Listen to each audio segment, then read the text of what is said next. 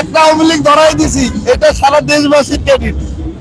আপনাদের মাধ্যমে চাই এটা আপনারা ছড়াই দেন, যেন ওরা ভয়ে এবং 32 মুখী না হয়।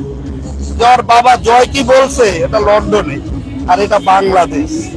15ই আগস্টে আজকে আপনারা কি করতেন? কোনো কাঙ্গালি বুথে যেতেন, দেখবেন গরুটা কোনো একটা জায়গা থেকে গান হিসেবে নিয়ে আসছে।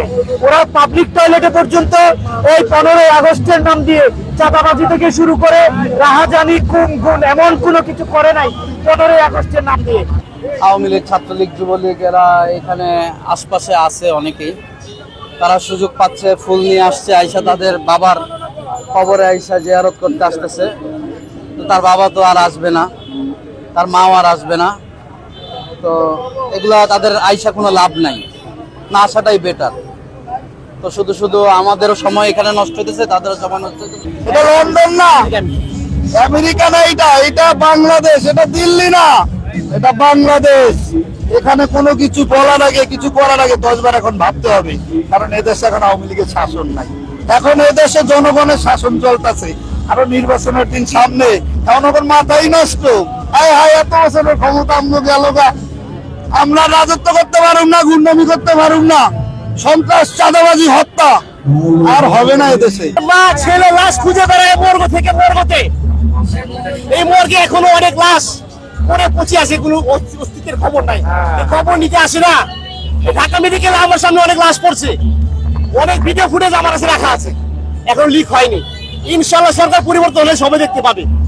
আজকে দেশের যে অবস্থা, এটার জন্য কিন্তু একমাত্র শেখ মুজিবুর দায়ী। 71 সালে সে যখন ক্ষমতায় আসে, আসার পর 72 থেকে 75 সে স্বৈরাচারী অবস্থা কায়েম করেছিল। 5 সালে আমাদেরকে একেবারে গোলাম বানিয়ে ফেলা হয়েছিল।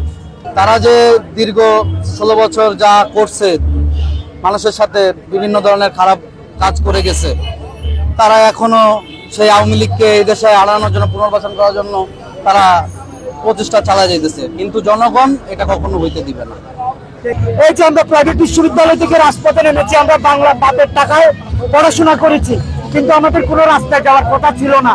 কিন্তু একটা গোষ্ঠী তাদের একক প্রচেষ্টা ক্রেডিট দাবি করে আমরা যে ব্র্যাক বিশ্ববিদ্যালয়, ইস্ট ওয়েস্ট বিশ্ববিদ্যালয়, নর্থ সাউথ বিশ্ববিদ্যালয়ের ছাত্রদেরকে একটা ফ্রন্ট স্পটে না এনে আমাদেরকে বারবার বঞ্চনার শিকার করেছে।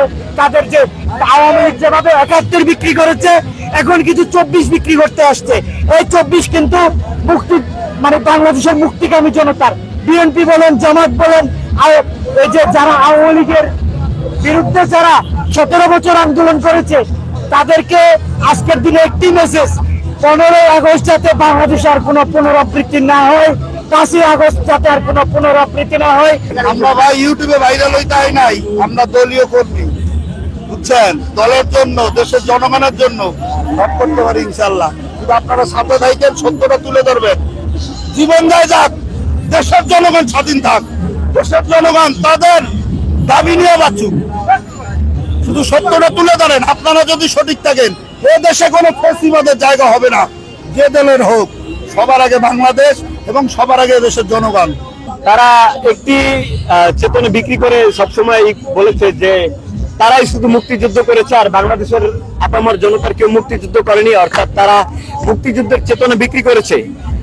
তাদের এই চেতনা আমরা ঘৃণা করে প্রত্যাখ্যান করি। এবং তারা আরো একটি কথা বলতো যে যারাই তাদের বিরুদ্ধে যেত, তাদের রাজাকার বলে আখ্যায়িত করতো।